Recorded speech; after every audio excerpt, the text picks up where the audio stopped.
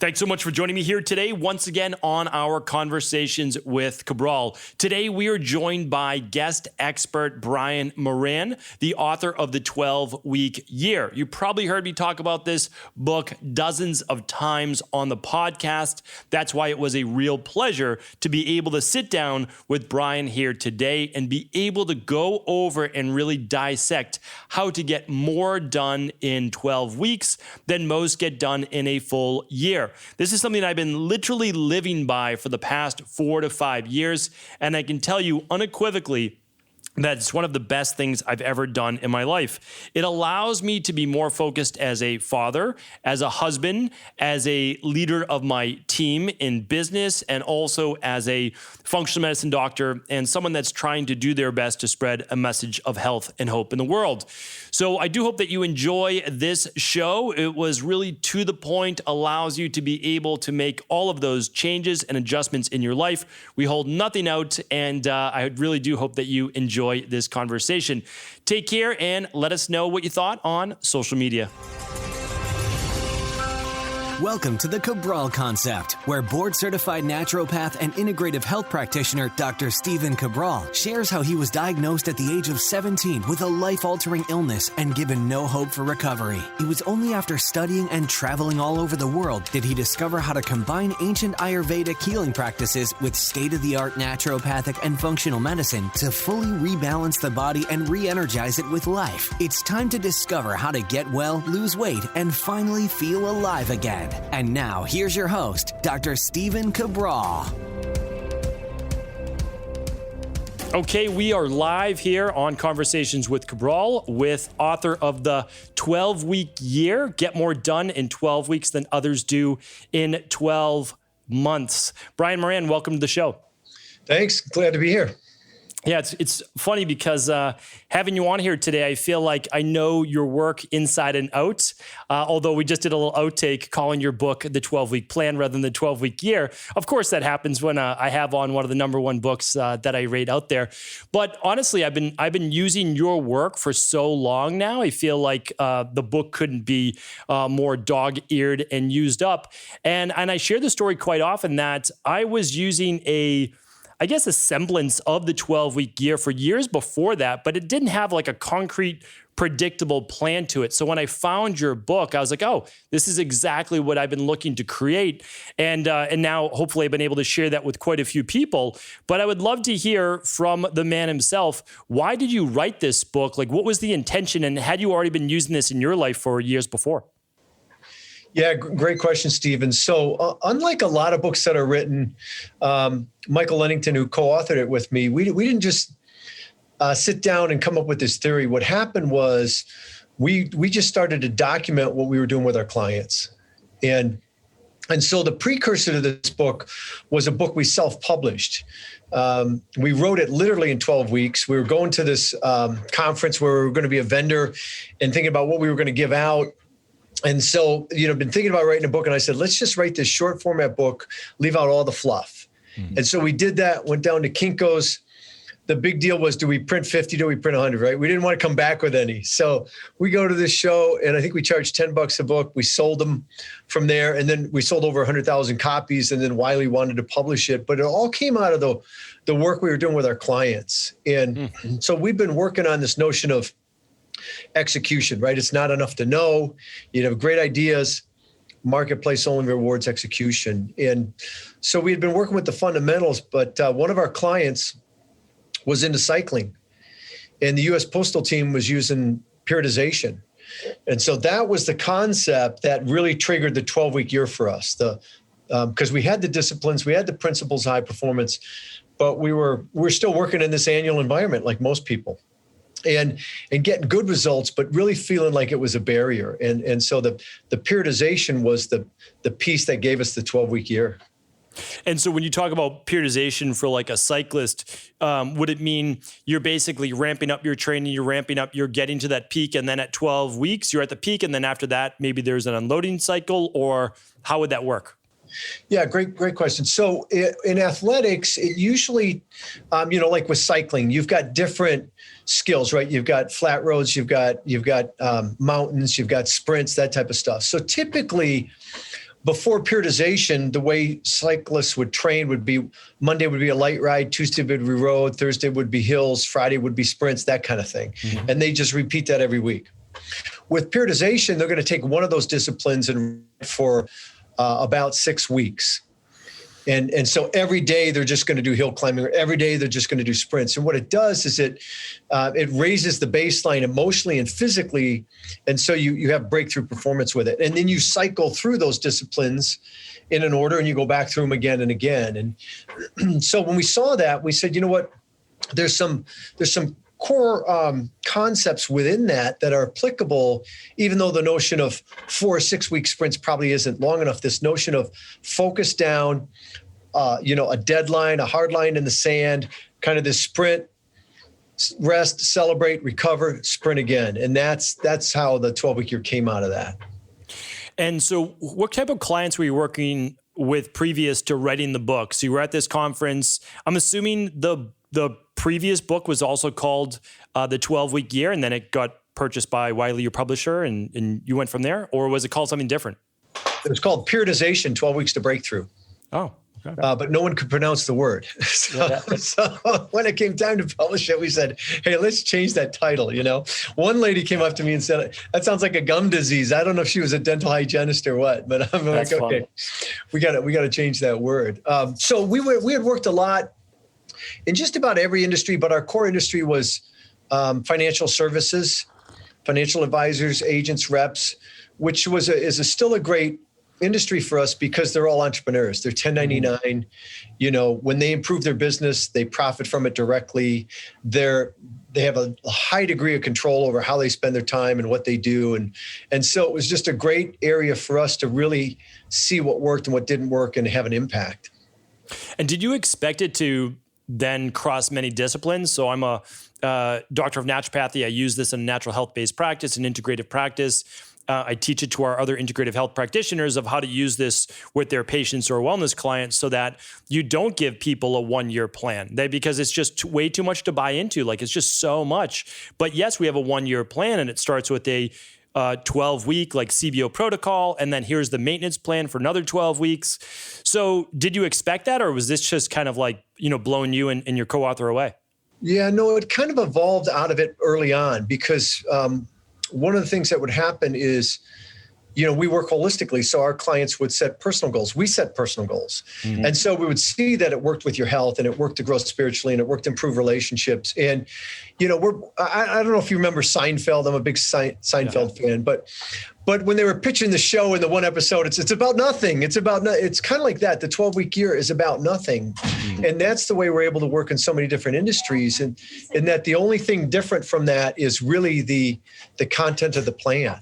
Right, how you execute is the same. So we saw the applicability of any area that you want to take new ground in, really. So we recognized that pretty early on. And I would definitely want to get into the 12-week year and what it's all about. But what I'd like to also know is there's a lot of plans out there. There'll be more and more plans coming out all the time. There's a lot of journals. There's a lot of planners. What makes the 12-week year different than a lot of these others? Yeah. So one of the keys with the 12-week year is that our clients operate in the context of every 12 weeks as a year. And the reason that's different is you might go, well, that's just quarterly planning, quarterly execution. Well, it's not, because a quarter is what? It's part of a whole. It's 1/4 of a whole, where the 12-week year is the whole. And there aren't 4 of those in the year even. It's just this 12-week year followed by the next and so on. And so it starts with this mindset shift around how you think about time and with the understanding that 12 months is just too long a cycle. I mean, we're talking, it's January, everybody's excited, everybody's fired up, but we're at the end of the month here, most people are going to be behind goal or behind plan.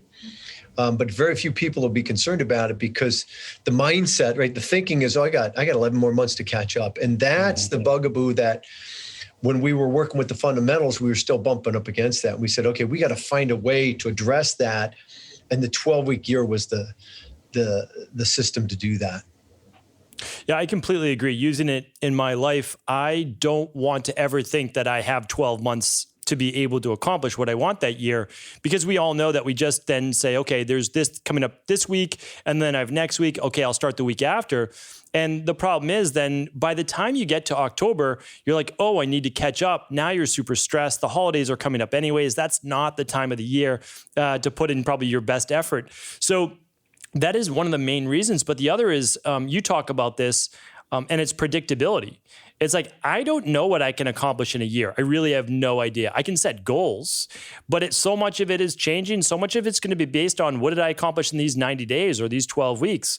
So for me, it's like, I can figure out what I can accomplish in 12 weeks, but I have no idea what will happen in a year. What do you think about that?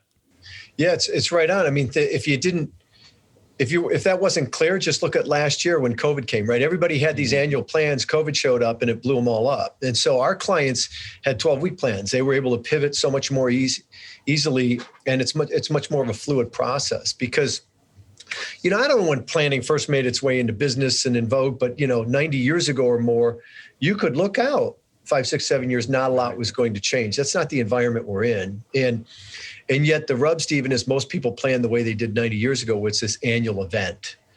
And so with the 12-week year, we blow that up because it just, look, you're better. 12-month goals, 12-month plans are better than no goals, no plans. Mm-hmm. But we can do so much better with a 12-week plan because the predictability is so much higher, right? I have no clue what I'm going to be doing in September, October, because I don't know what's going to be happening in my business, with my employees, in the marketplace, all that stuff. But when I look at 12 weeks, I can get a high degree of predictability and certainty about what I need to do. And that's what makes it so much more effective. And with that, then you build momentum. Mm-hmm. We talk to big companies in late August, early September, they're already giving up. They're talking about the next year. And we're like, hold on there. That's 2 more years in periodizationville, And so you build this momentum, you build the confidence, and it's just so much more powerful than trying to work in an annual environment. Well, what do you think about, because I don't think of the 12 weeks as a sprint, but would you think of the 12 weeks more as a sprint versus just a longer marathon-based approach? I feel like it's somewhere in between. Yeah, I think it is somewhere in between. It's not a sprint because I don't think you can sprint for 12 weeks. Mm. And the thing about when people first hear about the 12-week year, they think, okay, we're going to take everything we do in 12 months and cram it into 12 weeks. No, you're not, because that's going to be a disaster. And in fact, the 12-week year is really about probably doing less, but what you're doing, you're more consistent with the things that matter most. So in that way, there's a rhythm to it. There's the momentum, there's the confidence, and it really moves the needle because you're just more consistent with the things that really, and in turn, it lowers your stress as well. So yeah, it's not necessarily a sprint. It's about, the whole concept is about being more consistent with the things that really drive results in your life, in any area of your life. And I think that's a good point. And I was actually just thinking that, although I do agree that you can't just take your 12 months of what you would do and cram it into 12 weeks, I just think that for most people, myself included, we try to do too much, and much of that doesn't matter. So when we talk about the 80-20 rule, it's like we're doing, again, like that 80% of stuff that really doesn't matter. So if we whittle it away, I don't know if I've ever accomplished 4 years worth in a year, but certainly it feels like 2 or 3 years within 1 year in terms of productivity for health or for career, et cetera. So what have you seen, though? I mean, you work with thousands and thousands of people. What do you think the exponential, is it 2 years worth, 3 years worth? What does that look like? It really depends on the individual, but we have tens of thousands that have accomplished more in 12 weeks than they did in the prior 12 months. Mm-hmm. And it's not by working harder, right? One of the early recognitions you have to make is that you have limited capacity, limited time capacity, limited energy, limited intellect. That's not a knock against anyone. It's just the reality. So the further you spread that, right, every time you add one more thing, the probability of being great at any of it diminishes quite significantly. So, when you focus in, which is the 12-week year is all about, on a few key areas, and then we also take those areas and we focus in at the action level to what we call the critical few, that's where the power comes. right? You're not working in overwhelm. You're not working in diffusion. You're working on the things that really have the impact, and you're just more consistent with them. Not perfect, just more consistent with them. So the results over time tend to respond like compound interest. Mm-hmm. If you've ever seen a penny, doubling a penny, early on, it doesn't mean much, but it's not too long, and it starts to really, the effect is pretty significant. And it's the same kind of scenario with the 12-week year. One more of the right things done today, and one more done the next day, and one more done the next day, and next week, and 12 short weeks, it can have a profound effect. Yeah, I love the, you probably have read the book before. I think it's called The Slight Edge. I've talked about it on the podcast before, but it's basically like you're using the slight edge with the 12-week year, meaning for a lot of people, even if you're thinking about your health or exercise, it might just be 1 hour a day, and it might be like 2 half-hour blocks. And in like even a week, you're only talking, 2.5, 3 hours or so, but that doesn't matter for the week. But if you do that over 12 weeks and then you accomplish that goal, and then you don't stop, and then you move it into the next 12 weeks. And I just think that's when you start to get those compound results, because it becomes part of your lifestyle too. So I think people sometimes get the wrong idea that you need to go all in with 40 hours a week to the 12 week year, when it could be starting a new hobby, a new project, a new passion, or something to do with your health. Yeah, oftentimes if you go in, trying to take on too much, you just burn out, and you can't. You want to work at a pace, whether it's your health or your business or your career, or whatever it is, at a pace that's sustainable, and that's why you really, the 12-week year forces you to sort out first at the goal level what matters most, because if you've got 6 or 7 or 8 goals, you're toast. I mean, you just are. And same thing at the tactic level, the action level. If you've got a bunch of actions in there, you're going to be like the hamster on the wheel. That's not how you get the person that's doing 10 times as well, either health-wise, income-wise, isn't working 10 times as hard.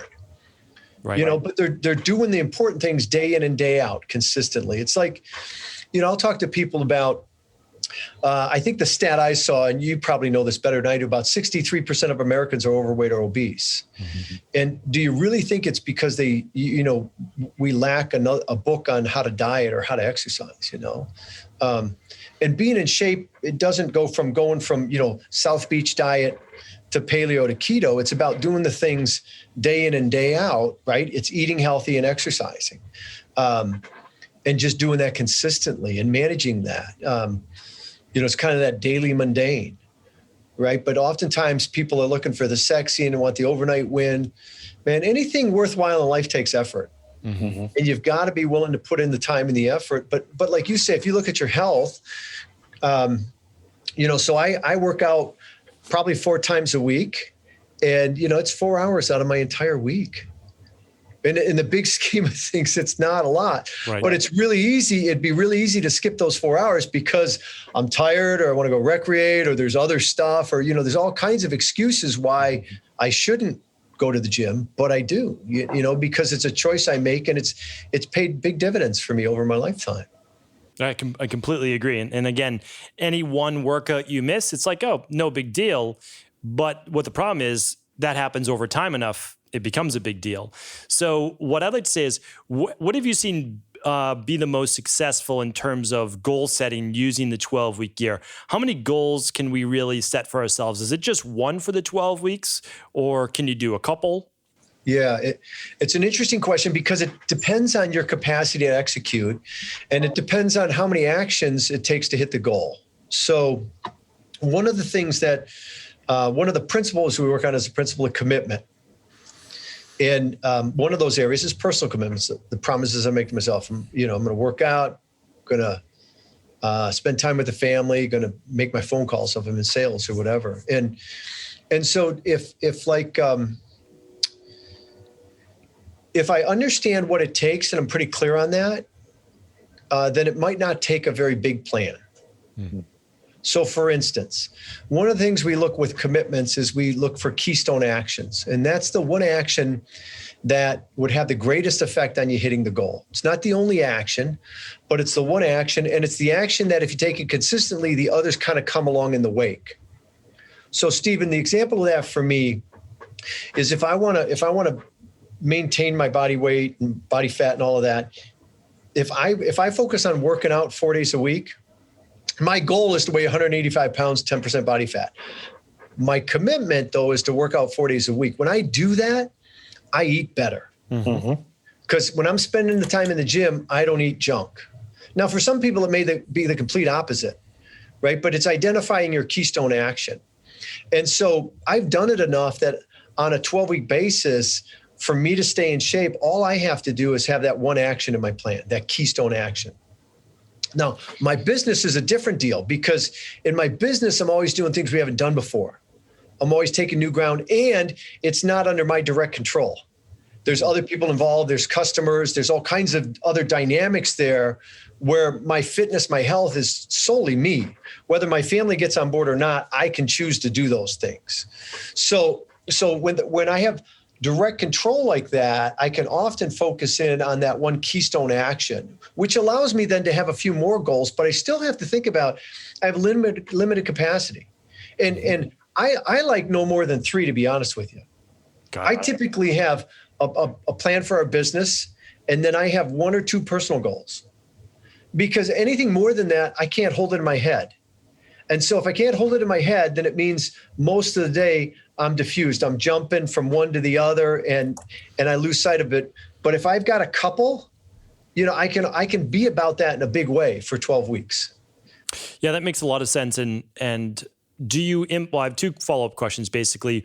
Do you implement the 12-week year with your entire team? And if so, how do you go about that with a team when it's not just you? So you've obviously bought into it. I buy into it. Like, I get it. I see it. But what about the team as well? Yeah, so we do. Everyone in our organization is on a 12-week plan. So we have some people on our team that have an individual plan. They have a plan that related to the business, that they have a goal and they have tactics, and by default, they're executing all those tactics. As a leadership team, we have a team plan. So we have a set of goals, but the execution's shared. And so some of the tactics have my name, some have Michael's, some have Judy's, some have Karen's, that type of thing.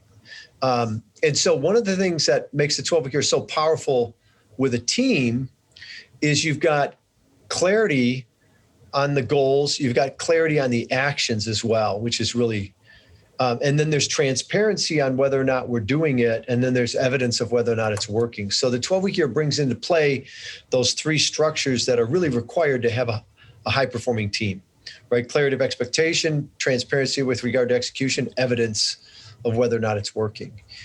So it puts us all on the same page. Each week we know who was supposed to do what, who did what didn't get done, what did it produce. And so every week we're just dialing it in. I think it's nice for people too. They get to see, well, first of all, it's really nice for a team member to know what's expected of them. Sometimes, people on teams are, I wouldn't want to say getting in trouble, but they're being, chewed out, for lack of a better word, for performances not hit that they didn't even know they were supposed to hit in the first place. So it's kind of like, hey, here are the goals. And if you talk it over together, it's like, is this achievable? Because as you said in the beginning, if it's not achievable, well, maybe it's 2 12-week year plans. And that then makes it achievable. Okay, and then how can we break it down to the first 12 weeks?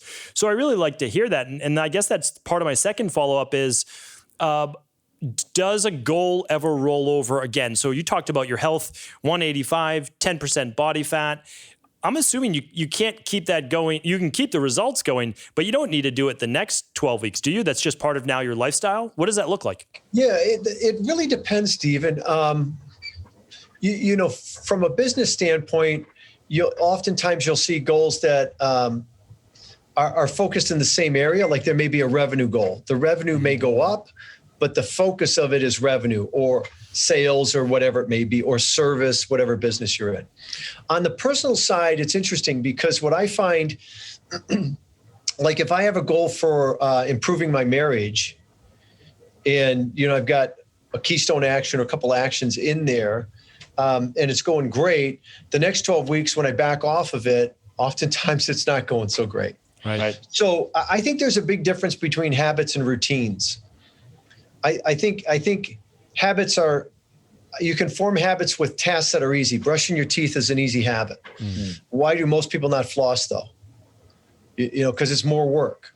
And so I think when it comes to things like your health and relationships, you want to build routines, healthy routines. And then, like you said, I might get to the end of the 12 weeks and it's going so well, I don't need to set a goal around that for the next 12 weeks. I'll just monitor, see how it goes. Now, if it falls off, then the following 12 weeks, I'm back on. Right. So there's a lot of flexibility that way. And it really depends on, were you able to build routines and stick with those routines, or do you need to see it on paper every week in front of you to get you back on track? Yeah. And I always think of things just like from a mental bandwidth perspective. And that's, so for some people, maybe it is like 3 goals. And in our practice, we always talk about your health, your body, your career, or finances, however you want to put it, relationships and spirituality. And I think a lot of people have different buckets and different ways of saying those things. But I always think, okay, where does the things that are essentially slipping need the most attention? And if you do all 5, like that's a lot. It's just too much bandwidth. So it's like, okay, whatever's going well, let that continue to go well. And hopefully it's a part of, as you just said, your routine. But okay, yeah, health started to slip a little bit. Let me get back to sleeping. Let me get back to whatever those keystone actions are that are going to be the game changers. So that's why I kind of asked, like, okay, how many goals can we get in there? And for me, it's 2 to 3 maximum, like 2 to 3 to take it serious. I could set up a bunch of goals, but who knows if I achieve them or not, because even tracking takes too much time with more than 3 goals. I totally agree. And so what we do every 13 weeks is for our clients, there's a grid that they look at quality of life, and there's 7 areas like you just mentioned, and they go from 0 to 10 with an arrow, which way is it going? And so you take this snapshot and you say, okay, what am I happy with? What do I need to work on the next 12 weeks? Because we've experienced what you just said, which is when you start to get more than 3, it gets hard. You're probably setting yourself up to stumble, if not fail. And that's why I like this method, because I was going through these things in my own life with, again, all of those things that I just spoke about. And sometimes you're like, well, I think what I'm doing is correct. It's a lot of people, like we do a lot with hormone work or digestive work. And people are like, well, I think I'm going to try this. I think I'm going to take that. But there's no real formula to it. But once you start using the formula, like, oh, well, this makes sense. And I'm using my 13th week now to check back on my year, like most people would do the last week between, like, let's say Christmas and New Year's. Like, hey, now let's look back on the year. Well, you have the opportunity every 12 weeks to be able to do that. So do you use the 13 week as part of the periodization model, like the unloading week, to think about it and then create your next 12 week? Absolutely. Yeah, that's the flex week. So, you're going to take time to celebrate, because it's important what you celebrate. It creates energy. It creates focus. You're going to take time to assess. The 12-week year is a guilt-free zone. We can't change the past, but we can learn from it. So that 13th week, like our team, we go off site. We start 2 days. The first morning of the first day is all a look back. Let's look back at our goals, our activities, what worked, what didn't work, where were assumptions on, where were they off, what are we happy with, what are the learnings from it? And then the next day and a half is lock and loading for the next 12 weeks. And then we take time off to celebrate. I really like that. That's so fantastic. that you get more opportunities to celebrate. You get more opportunities to learn and adjust and adapt. And that's how you build that momentum. That's how that confidence builds. That's really great. That's the 13th week is really, I think, a lot of the fun. And I think that you do too often, we just then go right into our next goal, even if we did great and achieved it. And there's no reward. Like, you need to give your mind and nervous system to say, listen, it's not just all work. There's got to be a little bit of reward. What does that look like? Like, in your experience with people, what are some of the reward things that people can do? Yeah, it varies. I know for us as a family, we take a trip. We go somewhere. It might be a long weekend, might be a whole week, might be 10 days sometimes, but every 12 weeks we're going somewhere to celebrate. And sometimes we don't hit our goals, but we're still celebrating progress. Right. That's great. That's a good point. Yeah. Other people are into technology and gadgets. And so they'll set it up where, hey, if I hit my goals, I get to buy the new gadget or whatever it is. A lot of people kind of think of experiences. So it might be, I've wanted to do that Penske driving school or something like that. So, you can create some stuff around experiences too that are unique, whether you're doing them individually or whether you're doing them as a group or as a team. And you just mentioned your family. Do you use the 12-week year with your family as well? Well, my wife is in the business, so she's definitely on the 12-week year. Our kids, it's kind of quasi, right? We work with them on setting some goals. They don't have a written plan though. Mm-hmm. But yeah, we have 12-week goals with them, and they have some idea. They've thought through some of the key things they need to do. My oldest is 21. She's in college here, not far. So she's my workout partner. So she's got a goal about, how she wants to show up physically and emotionally and with energy. And so we've been working out together, which is great because it gives me time with my daughter and I get my workouts in. It's really nice. Yeah. My daughters are 6 and 8 years old right now. And so I'm always thinking, I'm like, all right, like, what's the next evolution for them? I never want to push them too hard yet to just say like, listen, I don't want this to become something you don't enjoy, which then might have repercussions later in life. But like, how can I use this? And so I think it's I started about that age saying, hey, what's something you'd like to accomplish? What's something you'd like to make it? And we have horses, so they show horses and they're equestrian. So early on it was about probably winning a class, winning a blue ribbon, something like that. And so getting them just to focus on some things that are fun and then saying, okay, what do you think it's going to take to do that? Well, I'm going to have to ride at least 3 times a week. Great. Let's do that. Yeah. Okay. And something just simple like that. And for them, it could just be putting an X on the calendar every time they do ride, keep it real simple. Yep. And then that gives you opportunities to praise them and build them up. And yeah, I like that. That's really great. And it shows them like, this is how you accomplish anything in life. Like, this is it. It just takes some effort, takes some work, learn along the way. What are some of the ways that you measure? Because I know that you're big on measuring and tracking and making sure. So for hopefully people have grasped by now, you are setting 1 to 2 to maybe 3 goals maximum over a 12-week period of time.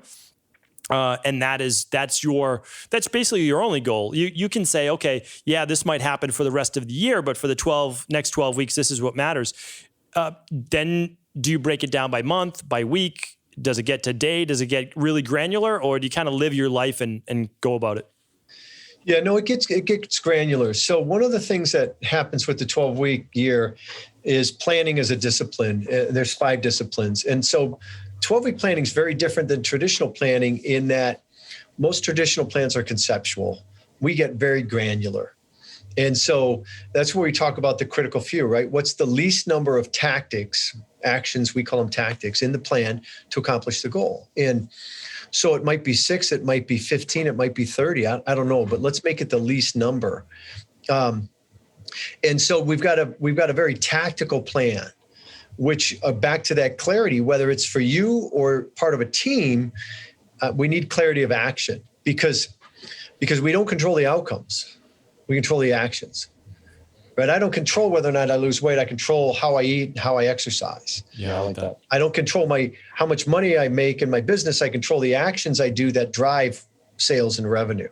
And it's important that we understand that, because if we get too fixated on the outcome, then it sort of shuts the whole process down. At the same time, from a planning standpoint, if we don't go more granular than just the outcome, then we can't execute. Mm-hmm. So the plan needs to be tactical. It needs to be granular. And then from a measurement standpoint, your listeners may be familiar with the terms lead and lag indicators. Lag indicators are the end result. So if I've got a sales goal, sales are lag. If I've got a weight loss goal, pounds lost are lag. And it's called lag because there's this time lag between when I declare it, when I start working on it, when it comes to fruition. Lead indicators are measures that there's a strong correlation to that measure in the end result, but it happens earlier in the process. So an example I like to use is online marketing, right? When you opt in for something, that marketer knows the ratio between opt-ins and sales. It might be 100 to 1, it might be 1,000, but they know, so they can predict sales, 2 months from now by opt-ins today kind of thing. That's a lead indicator. And so we're always thinking about what are the lead and lag indicators. And we tell people, don't get too snarled up on, is it lead or is it lag? Just what makes sense for you to track? What gives you important information? And then there's one lead indicator that's really the most powerful, and that's a measure of your execution. Because again, we control the actions. So with the 12-week year, we track the results, we score the execution on a weekly basis. And I really like your quote. I believe you said in one of your videos that I've watched before, when you don't execute this week, you compromise the future. And that's pretty profound when you think about it, because we always think like the future is way out there, but we are literally creating our future with every action that we take every single day. I mean, you're not going to be 185, 10% body fat if you don't do those 4 workouts per week, if you don't eat healthy, if you're not walking your steps, getting your sleep. So it's kind of like the future is, I always say the future is fairly predictable. There's always a few monkey wrenches thrown in. There's no doubt about it. That's part of life, but we can pretty much predict future outcomes by what we're doing today and then the next day and the next day. So love that quote. Do you want to expand on that, or could you expand on that for us? Sure. Yeah, I'm a big believer in you can predict the future. If you want to, you look to your daily actions, right? If you want to know what your health is going to be like 3 years from today, look to your daily actions. You want to know what your relationships are going to be like 3 years from today, look to your daily actions. You want to know what your income and your career is going to be like 3 years from today, look to daily actions, because that's what's creating the future. And so there's a principle that we work on called greatness in the moment, which is this very concept. It's this notion that life is lived in the moment, that really all we have is right now, and that ultimately that's where greatness is created. And yet, Stephen, I think most people think, well, if I'm ever going to be great, it's sometime in the future, right? When I look a certain way, when I have a certain level of income. And truth of the matter is you're either great in the moment or you're not. And either way, that's reflected in your future. And so it's an empowering concept on the one hand, because you can stop waiting to be great. Just start now. Start by doing the things you need to do, and the results will come. And that's really how life shows up. So when you grasp that concept, it brings us really back to all the other pieces of the 12-week year, because the 12-week year is designed to help you really focus in on the things that have the greatest impact, and just taking consistent action on those. Being great in the moment, if you will. And I think that alleviates a lot of the anxiety of the future, meaning you don't need to, just as you said previous, you don't need to try to control the outcome or control the future, because you can't. You have absolutely no control over that, except for what you're doing right now, except for, as you just said, being great in this particular moment, which, by the way, could just be doing your 30-minute 60-minute workout, reading 10 pages of book every single day. Like, you don't need to be, a hero. Like, you're just trying to do the things, the actions that will lead you to those results. And I've said before that it almost makes success inevitable at that point. But I like the analogy that you said of 3 years. I always just say, maybe it'll happen this year, maybe it won't, but you're going to make it happen in 3 years. So if you have a weight loss goal, a health goal, a career goal, it's difficult not to achieve those in 3 years.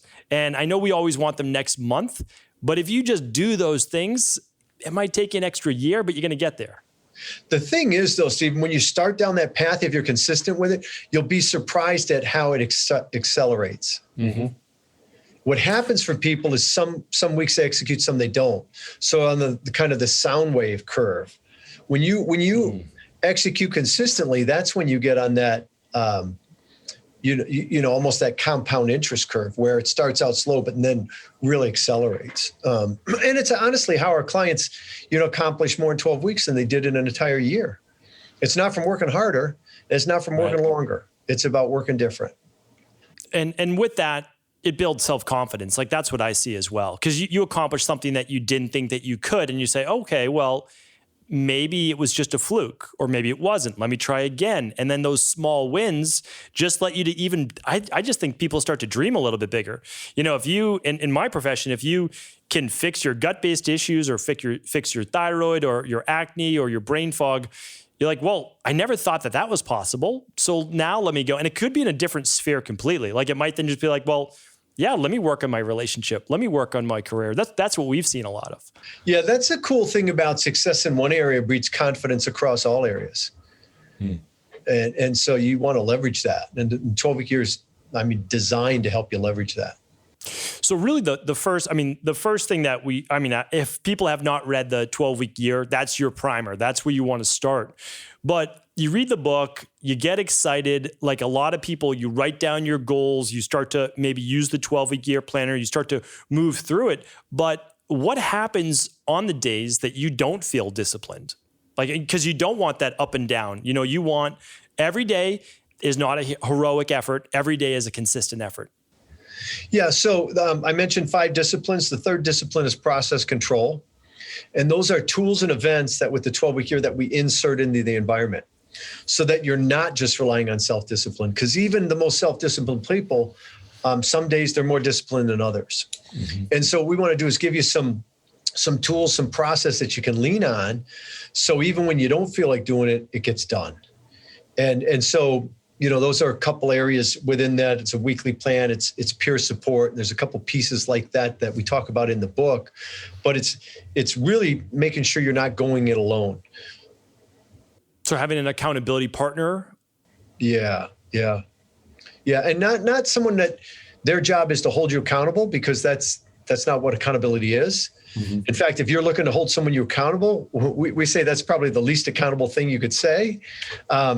But it's really about you being accountable. And so finding someone that's going to just help you confront the truth and challenge you and encourage you. That's really what that's about. What do you think about when people know the goal that they want to go after and they're saying, I agree with all this, I believe all this, but there's still something holding them back?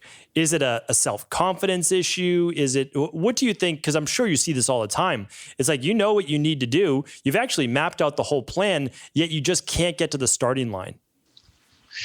Yeah, I think the number one thing that keeps people from achieving what they're capable of is that we are wired for comfort. And comfort's the enemy. So, it takes sacrifice to be great, but I don't think you sacrifice your values, your integrity, your family, your health, but you sacrifice your comfort. I mean, because if you're going to take new ground, you're going to have to do things you haven't done before.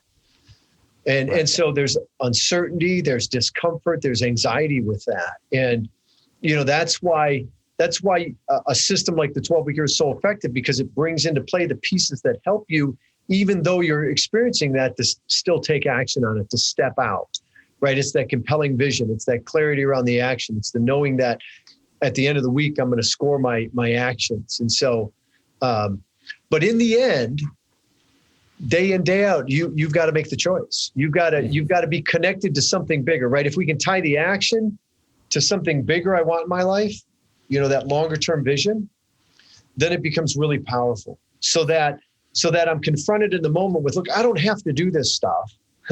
I only have to do this stuff if I want to live this life. And this life is compelling enough that I go, okay, I'm going to do it. Even though I don't feel like it, even though I don't want to do it, even though it'd be easier to just go home right now, I'm going to do it because I know if I do it, I'm going to live that life. I know if I don't do it, I'm never going to live that life. Or have that, whatever it is, fill in the blank, have that blank. And just having that strong enough why, like, this is why I need to do this. And maybe in your programs, do you use things like, besides the journal, of course, do you use things like vision boards, or is it more working the plan, just working the actions? No, we have people create visions at really 2 levels: long-term aspirational, 5, 10, 15 years of the future, and then 36 months. And then they're aligning their 12-week goals with that, so that we're leaning into that. Some people do vision boards. We have software too, where you can put in your vision, but the real thing about the vision is staying connected to it. It's one thing to create; it's a whole other thing to stay connected to it. And so mentally trying it on every day. Now, I understand that the 12-week year, and I mean, that's the part that makes the most sense to me, because it's an achievable amount of time to get things done. But tell me, why the 36 months? Why not 5 years? Why not a 5-year plan? Well, the further you go out, the less specific it is, and the more you can think, like, dream big dreams, which is great. But at some point, we need to start to bring it near term, and that 3 years is near term enough that you feel a little bit of that, and it starts to get real. Yeah. And then we're aligned, and if all we had was a 12-week year, you'd be laying track immediately in front, and you don't know where you'd end up. So, the 36-month, the longer term is, I know where I'm going, I know what I want. And then I look and I go, okay, what do I need to do this 12 weeks to be leaning into that, to be standing that ground, if you will. So 3 years is long enough that I can dream big, but there's still some reality in it about, okay, this is going to take a miracle, and I better not plan on a miracle, right? I gotta factor it a little bit. And I bet that 36 months, that 3 years gets recalibrated probably all the time, because if you're really following the 12-week year, you're accomplishing way more than you probably thought that you could. And so those dreams, well, they might change or they might become even bigger. Yeah, so that's a confidence thing we've talked about. Yeah, as you start to execute and you see the results come online, oftentimes those longer term visions get bigger. And you talked about 5 total principles. We've gone through 3 of them. What are the last 2? Not sure which ones we've gone through, but vision, planning, process control, scorekeeping, time use. So I think we've hit 4 of them, haven't we? Yeah. Yes.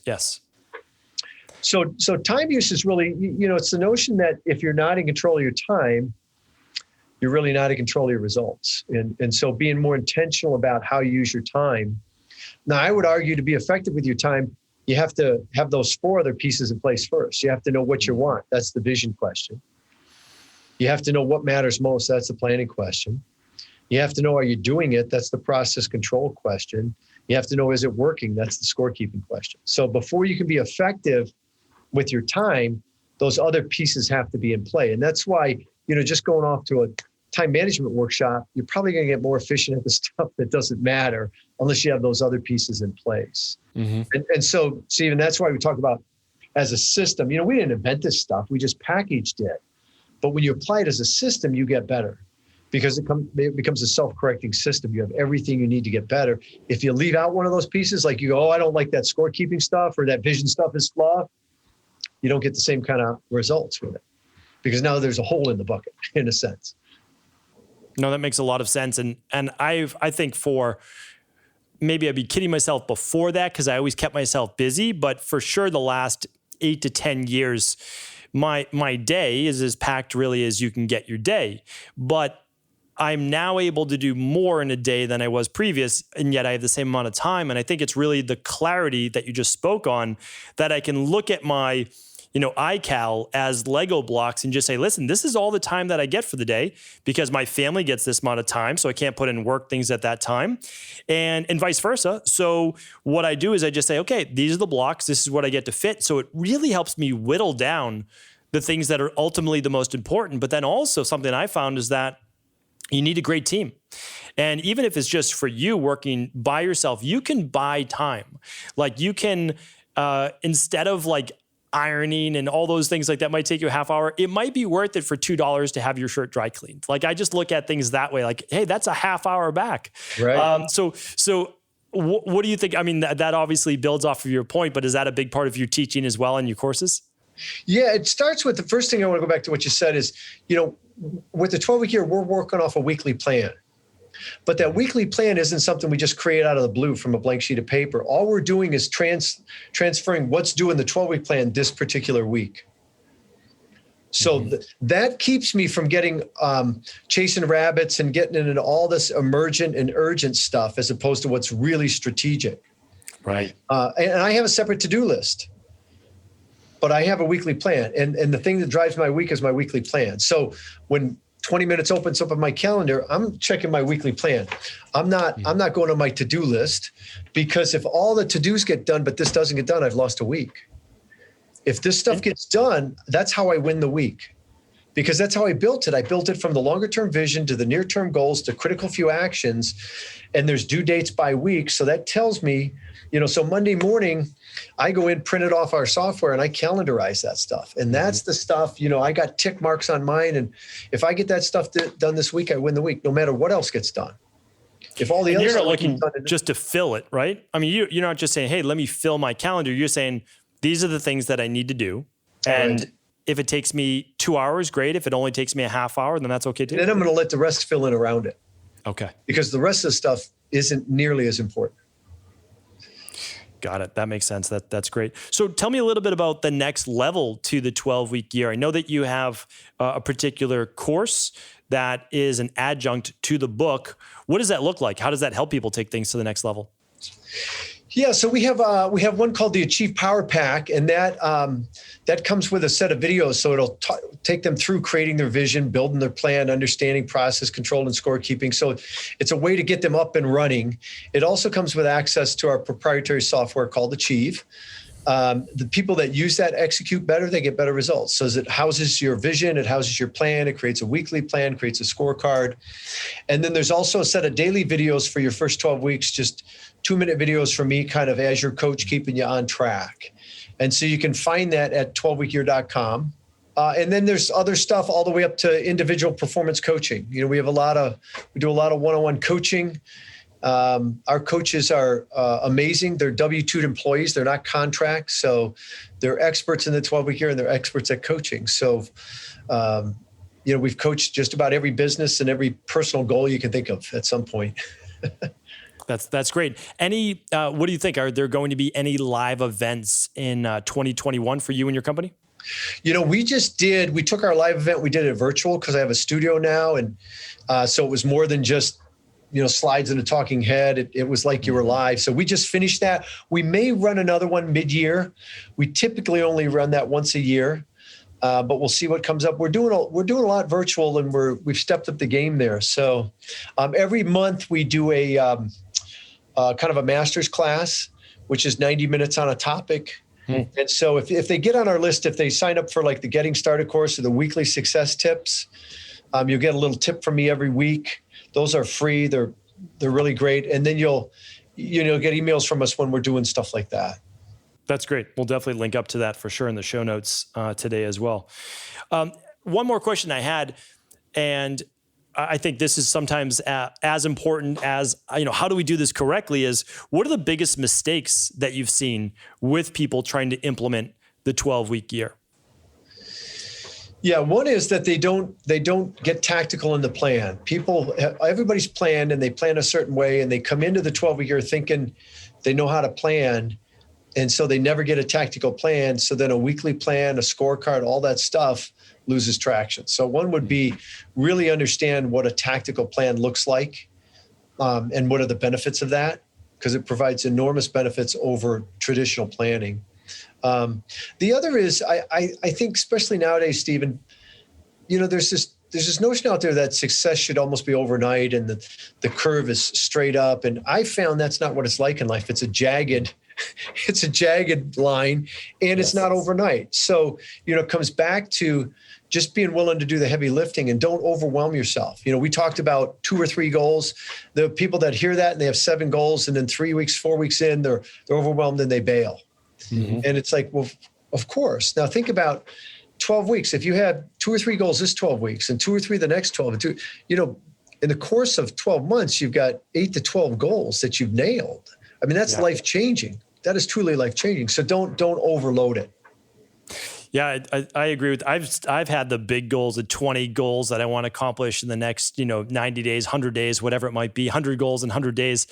But the problem is you're just at best mediocre, at achieving them. And that's the thing, is like you want to accomplish all these things. There's no doubt about it. It's just, in reality, probably none of them will happen. Maybe one if you get lucky. So you might as well just choose 2 or 3 for the 12 weeks. That's how I look at it. Choose the ones that matter the most. And that 100 goals in 100 days, most of those goals are actions anyways. They're not real goals. Yes. They're not outcomes. No, so you're absolutely get clear correct on what an outcome is versus a tactic, and just really focus in. It's the difference between a floodlight and a laser beam, right? They're both light, but when you focus that, you can cut through steel. It's the same for us in our life. If we spread that thin, there's not a lot of benefit. There's not a lot of power to it. When we focus in a couple areas, tremendous power. Yeah, 100%. I want to before we get some closing wisdom from you, I'm going to share a quote that I loved from your website. It says, "Your success is not based on who you know, your knowledge, motivation, passion, or your desire for a result. Your success is based on your ability to plan and execute consistently, period." Which I thought was great, because a lot of people, they say, well, that person has more connections than me. Then this person has this, and they were born with more money. They were born with better genetics. They have better health. They can go, a week without sleeping. And all of those things, may be true. But the only way that the results ever happen with any of those people is they did take some type of action. Yeah, so and more importantly, the only way they're going to happen for you is by taking action.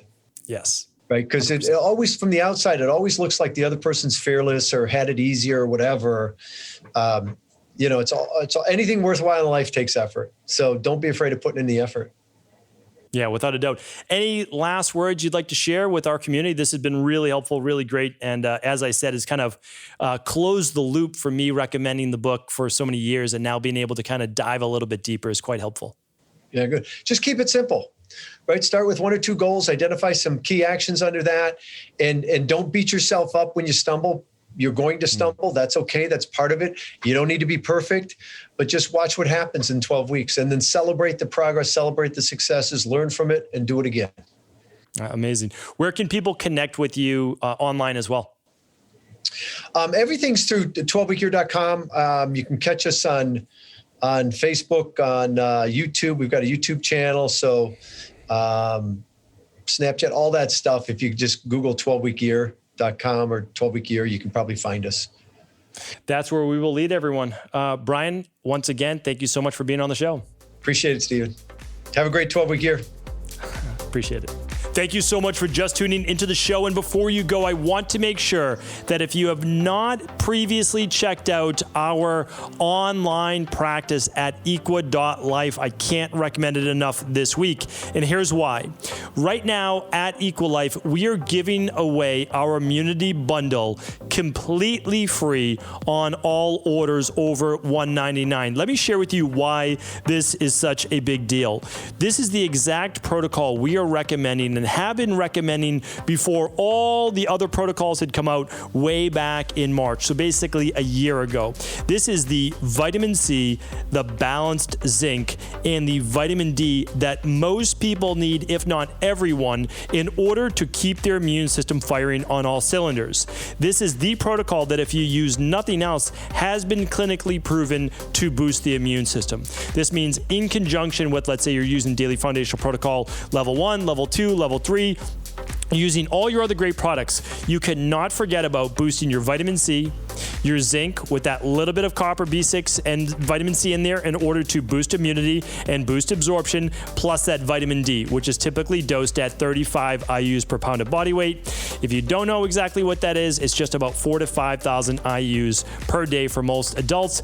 And honestly, this whole protocol is as simple as using 1 scoop of the vitamin C alkalizing vitamin C powder, 1 capsule of balanced zinc with dinner, and 4 drops of the vitamin D liquid at any time you want during the day. We typically just put it in our breakfast smoothie or something like that. So again, super easy to use. And why is it such a big deal? Well, now more than ever, we need to boost our immune systems, but also this is a $99, I believe it's a $99 bundle that typically people are using on a daily basis, or about $3 a day. Not a huge investment into our overall health and how much that means for us. But we're giving that away, that $99 bundle away, completely free on all orders over $199 right now. So if you're already using the immunity bundle, pick one up, give it to a parent, give it to a sibling, give it to a coworker, whoever might need it. And we are doing this, again, you know that if we give away a bundle at $99, it's not about the money. It's really not. It's about trying to get these protocols to as many people as possible. That's what it's all about. At times like this, it's really about sharing our mission of hope and healing and try to get through this together as much as we can. So if my team gave me the go-ahead in order to be able to give away a huge discount like this, then we're going to take advantage of it. So please, while supplies last, take advantage of this. It is a free immunity bundle on all purchases over $199 while supplies last. We have about 500 of these. And you can just go to equi.life. That's equi.life for all the details. Take care, everyone.